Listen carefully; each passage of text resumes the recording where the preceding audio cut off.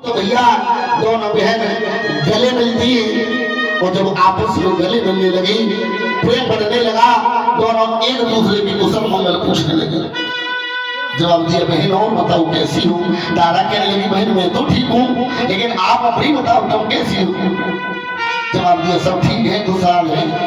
तारा कहने लगी, एक बात बताओ, तुम्हारे पास कितनी संतान है? तारा ने तो कह दिया कि मेरे पास केवल एक पुत्र है, रोहिदास।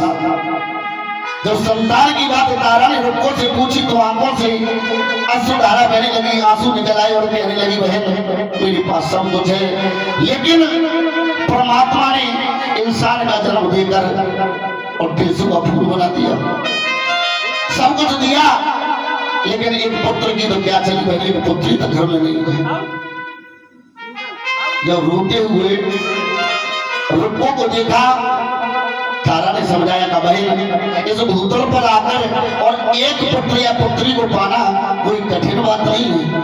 अरे देवी मैया ने अवतार लिया है संसार में, एक बार उनके नाम का जप करो तो हो सकता है कि तुम्हारा कल्याण हो जाए और पुत्री नहीं पुत्र भी हो जाएगा। तो देखिए विद्वान जब बताते हैं कि तारा की बात मानकर और उस रुक्को ने अयोध्या के ही मंदिर में जाकर और देवी मैया से आराधना करी, विनती करी कि माँ तुमने सबको संतान दी, लेकिन भला मैंने किसका क्या बिगाड़ दिया जो मुझे एक बेटा की तो नहीं, जो बेटी तक नहीं दी। माँ आज मैं संकल्प करती हूँ तुम्हारे मंदिर में, तुम्हारे दरबार के आगे कि अगर मुझे बेटा न दिया तो मैं अपने प्राणों को यही रो करके त्याग दूंगी। और माँ मैं भी वचन देती हूँ कि मेरे घर में एक पुत्र या पुत्री की संतान हो जाएगी तो मैं वचन दे के जा रही हूँ कि तुम्हारे नाम का जगराता अपने घर में करवाऊंगा। अब भैया एक दिन बीत गया, एक रात बीत गई, लेकिन देवी ने दर्शन नहीं दिए।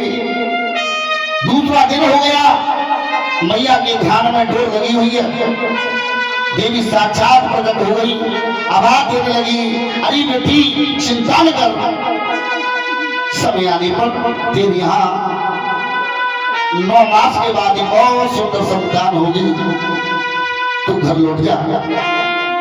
लौट करके तारा के पास आई। रुको, तारा को सारा वृत्तांत बताया कि बहन मैंने जगराता बोल दिया है मंदिर में, और अगर मेरे घर में संतान होती है तो मैं वचन को पूरा करूंगी। घर आई, धीरे धीरे घर की वृद्धि हुई, समय व्यतीत हुआ और 9 महीना के बाद उस रुक्को में रानी ने एक बहुत सुंदर बच्चे को जन्म दिया। और धीरे धीरे धीरे धीरे वो बच्चा 1-2 दिन का नहीं, 1-2 महीने का नहीं, 1-2 साल का नहीं, यहाँ तक होता है कि वो बच्चा 5 साल का हो गया, लेकिन जगराते की का चली, घर में कीर्तन नहीं करवाया। मेरे भैया मैया ने मन में विचार किया, बाहर इंसानों, बाहर मानव योनि के प्राणियों वचन देने के बाद भी मुकर गई।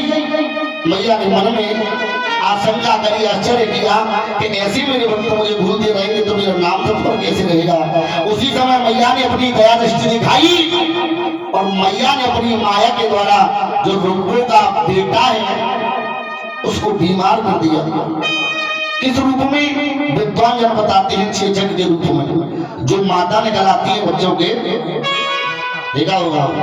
तो सबसे पहले किसको निकली है?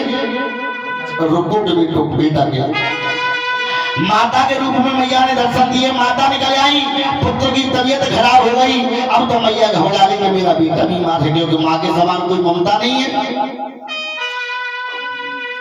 मेरे प्रिय सज्जनों, आज वो मैया रोती हुई बिलखती हुई तारा के पास पहुंचती और कह रही, बहन आज मेरे पास बहुत बड़ी मुसीबत आ चुकी है। तारा कह रही, क्या बात है सखी, आज तू क्यों घबराई हुई है? रुको, कह लगी, बहन आज मेरा पुत्र बहुत बीमार है, और हो सकता मेरा पुत्र बचे या न बचे। अरे बहन, माँ की ममता बड़ी उजल हुआ करती है, इससे तो बढ़िया ये था कि मैं बिगड़ संतान वाली थी तो कम से कम सुख तो था। फिर बहन कोई उपाय बताओ, बिना बेटा के जीवित के मैं कैसे अपने धीर धारण करूंगी? रुको की बात सुन करके तारा कहने लगी, अरे रुको, एक बात बताओ, तुम मैया के मंदिर में तपस्या करने के लिए गई, पूजा अर्चना करने के लिए गई, वहां जाकर के तुमने वचन दिया मैया को कि मेरे घर में गैर कोई संतान होगी तो मैं जगराता कराऊंगी, और तुमने जगराता तो कोई नहीं करवाया। हो सकता है कोई पूजा में गलती तो नहीं बन गई हो। एकदम से उसे याद आ गई और कहने लगी, बहन मैया का क्रोध होना अति आवश्यक था। अरे बहन अब क्या होना चाहिए? जवाब दिया कि जा उसी मंदिर में और मैया से क्षमा याचना करके आ। दौड़ी दौड़ी गई मैया के मंदिर, देवी की तस्वीर के सामने, और दोनों हाथ जोड़ के खड़ी हो गई और कहने लगी, अरे माँ मैं मानती हूँ मैंने गलती करी है, भूल हुई है, लेकिन हे माँ मेरे अपराध को क्षमा करो, और जो मेरा बेटा बीमार है उस बेटा को बिल्कुल ठीक करोगे तो मैया मैं फिर वचन देती हूँ कि जो जगराता नहीं करवाया है वादा करती हूँ मैया जगराता अवश्य कराऊंगी। इधर लौट कर के रुको आई, मैया ने फिर अपनी कृपा दृष्टि दिखाई और उस बच्चे को बिल्कुल ठीक कर दिया, पहले जैसा था वैसा का तैसा कर दिया। इधर रुको ने मन में विचार किया कि मैया का जगराता कराना है। अब पहुंची कहा? अयोध्या में एक महंत जी के पास, दोनों हाथ जोड़ के बोली, महंत जी हमारे घर में मैया का जगराता बजना है, और जगराता बजना है तो केवल आप एक काम करो कि हमारे घर चल के जगराता कर दीजिए। महंत जी कहने लगे, ओ मेहतरानी तू जाति की मेहतरानी है, और भला तेरे घर हम पंडित हो गए मेहनतों के, तेरे घर वाला कैसे आ सकते हैं भाई? तुझे ये बता किसने दी? यानी जाति प्रथा की बात मेहनतों ने कही। तो जवाब दिया, महाराज कोई उपाय बताओ। महंत जी कहने लगे, सुन भाई तू जाति की मेहतरानी है, लेकिन तेरी माँ तो सबकी है, लेकिन मुझे आवत ना है साच, और तेरे बेटा के नाम ते जब मंदिर में झगड़ा तो कर देनी, पहले रुपया दे दे, 5 रुपये से नहीं देगा, और घरे बजवाई की जगह नहीं तेरे नाम से झगड़ा तो कर देंगे। जवाब दिया, मैंने बेटा के ऊपर बोला तो मेरे घर में जगराता बजना है। मेहनत कहने लगे, वाह भाई वाह, जाति की मेहतरानी होकर के तुझे ये जागरण की और जगराते की प्रथा बता किसने दी? जवाब दिया, मेरे घर तारा रानी आएंगी जब जगराता होगा तो, और जब वो रानी होकर के हमारे यहाँ पे आ सकती है तो तुम्हें चलने में क्या परेशानी है? मेहनत कहने लगे, ठीक है अगर ऐसी बात है, जब यहाँ की रानी आती है तो हमें जाने में कोई दोष नहीं है, और मैया सबकी है। कहने का तात्पर्य है आज दल दिए, देखिए ये प्राचीन समय से नियम चला रहा है, जब कभी जगराता बजता है, जागरण बजता है, या मैया की चौकी बजती है, तो ये नियम हुआ करता है कि जो जागरण पार्टी हुआ करती है उसके लिए पार्टी संचालक जो होती है वो दल दे के आया करती है, पूर्व जन्म की प्रथा है। तो दल दिए रुको ने महंतों को, और जाकर के तारा को सारा वृत्तांत बताया कि बहन आज रात के लिए हमारे घर में जगराता होने वाला है, और तुम आओगी या नहीं आओगी? तुम भाई रानी हो। तारा कह लेगी, क्यों नहीं आऊंगी? जब तू मेरी बालापन की सखी है, पूर्व जन्म की बहन है, तो जरूर आऊंगी। अरे भैया दोनों में बात हुई, लेकिन कह देते हैं कि चुगला जन्म जन्म तो खुद चली आई। एक चुगला ने उनकी बात सुनी, बताते हैं कि सेन नामक नाई था, उस नाई ने बात सुनी और जमीन से नाई जाति को श्राप लगाया कि तुम्हारे पेट में कोई बात नहीं रुकेगी। नारी जाति को तो लगाई है कुंती के पीछे, लेकिन नाई जाति के लिए देखिए क्षमा करें या कोई होगा तो क्यों? क्योंकि नाई की जाति हुआ करती है, घर घर निमंत्रण देती है, वो यही से श्राप लगा हुआ है। उसने सुना तो महाराज हरिचंद्र के दरबार में जाकर के चोरी कर ली। हे महाराज आज से पहले इस अयोध्या में कभी अनर्थ नहीं होगा। महाराज हरिचंद्र कहने लगे, वाह भाई वाह, ऐसा क्या अनर्थ हो गया? क्या अनर्थ होने के लिए जा रहा है? तो जवाब दिया, तुम्हारी रानी पतिव्रता रानी होकर के और एक मेहतरानी के घर आज रात को जगराता सुनने जा रही है। राजा हरिश्चंद्र के दिमाग में झटका लगा, जवाब दिया, हे नाई तुम झूठ कहते हो, अगर तुम्हारी बात सत्य हो तो हम तुमसे बाद में बात करेंगे। उसी समय राजा हरिश्चंद्र खड़े हुए सोचने लगे, आज हम रानी को जाने ही नहीं देंगे। तलवार तेग को लेकर के अपनी उंगली को चीरा, कपड़ा बांधा, लाल वस्त्र बांध करके आगे बढ़े। अब सोचने लगे, जब मेरे उंगली में शरीर में पीड़ा होगी तो मुझे नींद नहीं आएगी, और जब नींद नहीं आएगी तो रानी जा नहीं पाएगी। जाकर के महलों में पहुंचे। अब ध्यान दीजिए, कथा विराम की ओर है। जब महलों में पहुंचे, रानी ने बड़ा भारी सम्मान किया। महाराजा हरिश्चंद्र कहने लगे, अधिपत्रे आज तुम्हें हमारी सेवा में रहना है, कहीं जाना नहीं है। जवाब दिया, पिया मैं तो रोज ही तुम्हारी सेवा में रहती हूँ। अब राजा हरिश्चंद्र महाराज विश्राम कर रहे हैं, रानी पैरों की तरफ बैठी है, पैर दबा रही है, पैर दबाती जाए और मन में कुछ गुनगुनाती जाए कि राजा सो जाए तो मेहतरानी के घर जगराता सुनने चली जाऊंगा। अब तो भैया अर्धरात्रि हो गई, लेकिन राजा को नींद ही नहीं आ रही है, क्योंकि तन में पीड़ा है। और कहते भी हैं कि दुख में सुमिरन सब करे, सुख में करे कोई, और जो सुख में सुमिरन करे तो फिर दुख का ही कोई।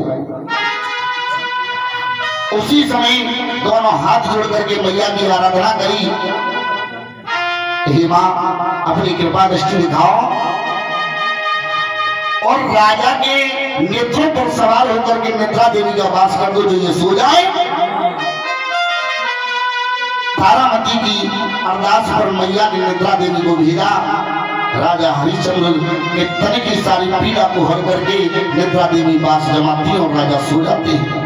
जब राजा सो गए और मेरे प्रिय सज्जनों, अर्धरात्रि का समय, रानी तारामती उठी और कहाँ पहुंची?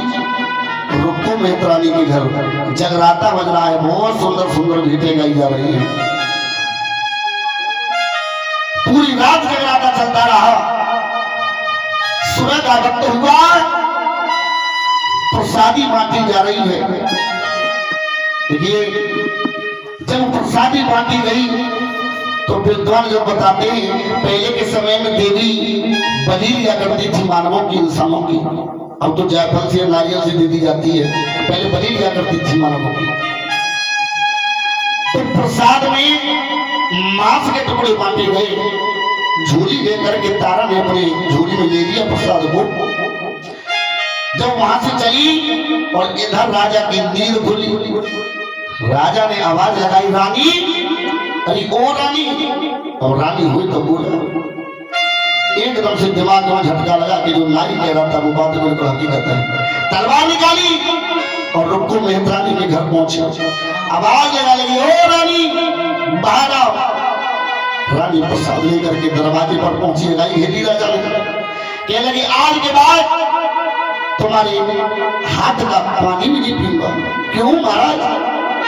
अरे तुमने अपना धर्म नष्ट किया तो किया, मेरा भी धर्म नष्ट कर दिया। इस मेहतरानी के घर आकर के प्रसाद भी ले लिया। दोनों हाथ जोड़ के कहने लगी, महाराज अगर पत्नी के लिए पति दुदकार दे तो इससे ज्यादा कोई और भी फल नहीं हो सकता है। तो जवाब दिया कि झोली में क्या है। जब झोली का नंबर आया तो रानी घबरा गई, पेड़ों तले धरती खिसक गई। मनी मन में मैया से प्रार्थना करी तारामती ने के बाद, आज मेरी भक्ति की परीक्षा है और तुम्हारी शक्ति की परीक्षा है। माँ कोई चमत्कार दिखाओ। अगर मांस के टुकड़े प्रसाद में ये देखेंगे तो अंधकार हो जाएगा। मेरी भैया मैया ने अपनी दया दृष्टि कृपा दिखाई और मैया ने अपनी माया के द्वारा जो प्रसाद झोली में है मांस के टुकड़े, उनको क्या बना दिया? फल फूल मेवा मखाने इत्यादि मेवा बना दी। एक बार प्रेम से कहिए, सच्चे दरबार की जय हो। मैया ने अपनी दया दृष्टि दिखाई। राजा ने देखा, राजा आश्चर्य में पड़ गए। अब तो रानी को लेकर के महलों में आए और दोनों हाथ जोड़ के कहने लगे, अरे भद्रे तेरी माँ सच्ची और तू भी सच्ची, लेकिन मैया को मैं जब तक अपनी आंखों से नहीं देख लूंगा तब तक मेरे मन का मोह दूर नहीं होगा। भक्तों, रानी कह लगी महाराज अगर तुम्हें मैया के दर्शन करने तो बुजुर्गों की एक कहावत है बहुत पुरानी, कौन सी, कि कुछ पाने के लिए कुछ ढूंढना पड़ता है। पहले महाराज को जो खो उसके बाद मिलेगा। जवाब दिया क्या खो और क्या पाऊं, तो जवाब दिया तुम्हें जिंदगी में सबसे ज्यादा प्यारा कौन है। जवाब दिया महाराज हे रानी अगर हमें जिंदगी में कोई सबसे